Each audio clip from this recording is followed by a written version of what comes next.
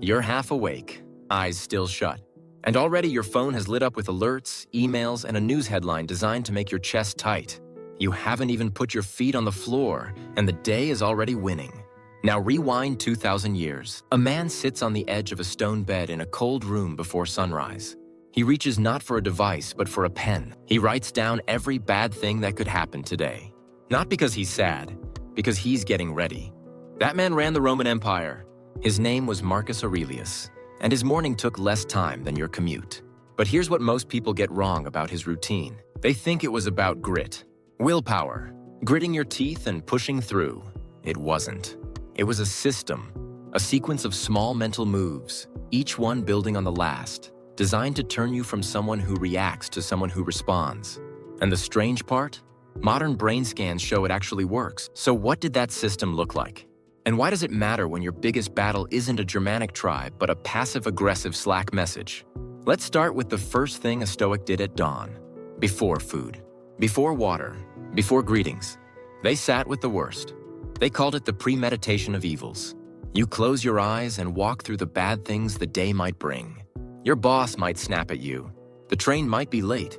A friend might cancel plans you've been looking forward to all week. You don't dwell on these things. You simply name them.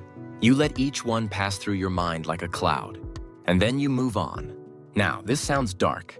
It sounds like a recipe for worry, and that's the obvious pushback. Why would you start your day thinking about failure and loss? Wouldn't that just ruin your mood before breakfast? Here's why it doesn't. When you picture a setback in advance, you strip it of its shock value. The surprise is what hurts most, not the event itself. Think about the last time someone cut you off in traffic. If you saw them coming, you'd brake and shrug. But when it comes out of nowhere, your whole body floods with heat. Your hands grip the wheel. You curse. That gap between expected and unexpected is where most of your stress lives. Stoics close that gap every single morning. And studies back this up. Just a few minutes of this kind of mental preview cut self-rated anger by about a third when trouble actually showed up later. But naming problems isn't enough. You also have to sort them. And this is where the second move comes in. Stoics split every stressor into 3 buckets. The first holds things fully outside your power. The weather, your coworker's mood, whether your flight gets delayed. The second holds things you can partly shape. Your health, for instance. You can exercise and eat well, but you can't prevent every illness. The third holds the only thing fully in your control, how you choose to respond. Most people treat the world as though everything belongs in one bucket. My day was ruined. Full stop. No sorting. No filter. But when you actually sit down and ask, Russ, can I change this? Most of the things eating at you fall into that first bucket. Their weather, their noise. And you've been spending your best energy trying to hold back a storm with your bare hands. This sorting act does something sneaky to your brain. It frees up space. When you stop wrestling with what you can't change, you suddenly have room to focus on what you can. It's like cleaning out a closet. You didn't get more space.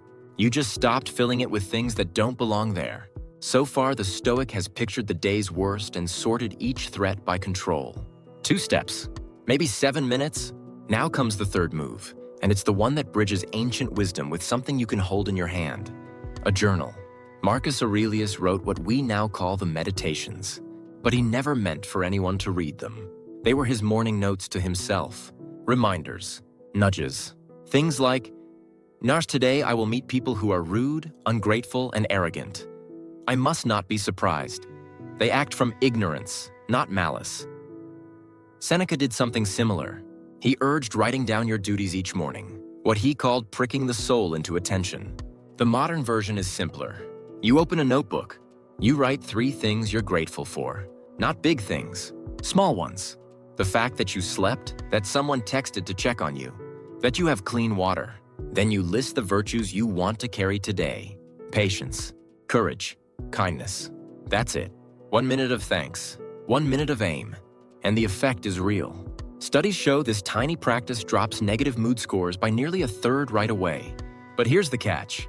Thanks without direction is just a warm feeling. It fades by noon. That's why the Stoics didn't stop at writing. They moved to something most modern output gurus fully ignore.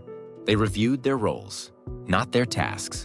Their roles: parent, leader, friend, citizen, student. Each role comes with its own set of duties and its own matching virtue. As a parent, you need patience. As a leader, you need fairness. As a friend, you need honesty. By naming these roles at dawn, you're not making a to-do list. You're making a who-to-be list.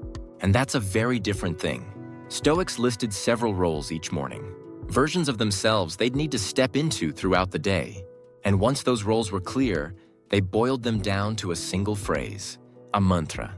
Something like, what is within my control? Or, respond with calm, dak. Not a slogan on a poster, a trigger, a word or phrase that fires when stress arrives.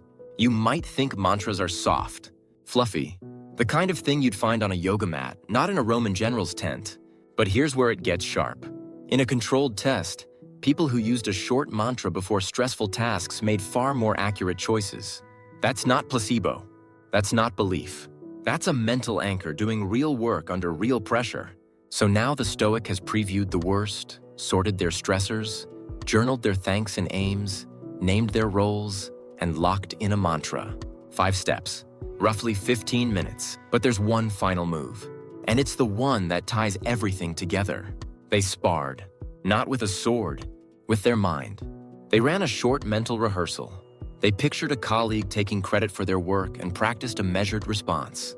They saw a plan falling apart and watched themselves pivot without panic. This is not daydreaming. It's rehearsal. Athletes do it before races. Surgeons do it before complex cuts. And the Stoics did it before breakfast. The brain doesn't fully tell apart a vivid mental scene and a real one. So when you rehearse calm under pressure in your mind, your body starts to wire that calm into reflex. Brain imaging shows that after just a few days of this kind of guided practice, the part of the brain that triggers panic and anger responds with far less force. Now there's a fair pushback here. What about people who are already prone to worry?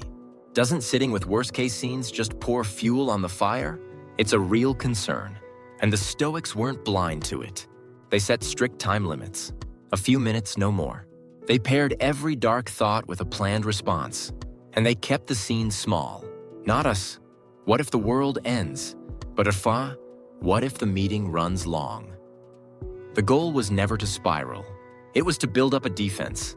Like a vaccine, you give the mind a tiny dose of trouble so it learns to handle the real thing. But there's a deeper layer most people miss.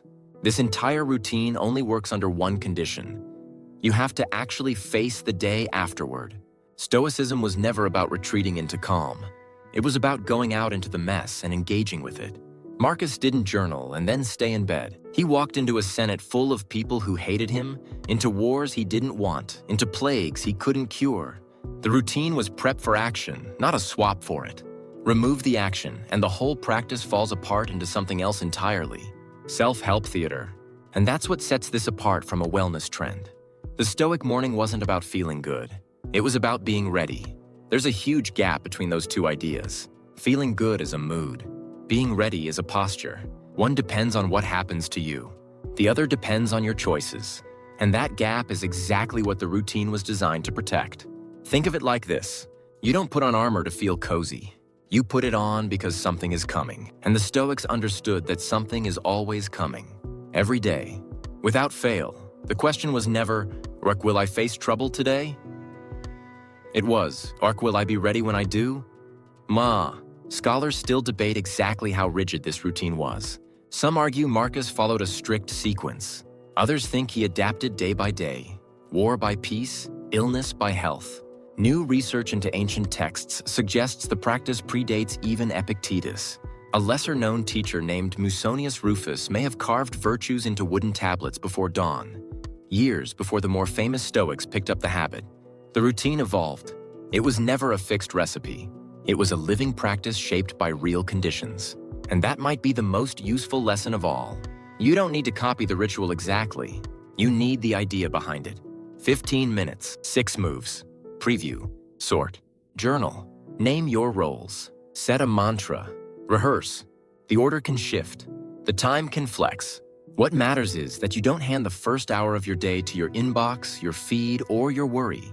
If this changed the way you think about your mornings, there's a lot more like this on the channel. Drop a comment and tell me, which of those 6 steps would be hardest for you to do tomorrow? I genuinely want to know. The forge is already lit. The hammer is in your hand. The only question is whether you'll swing it before the arrows start flying.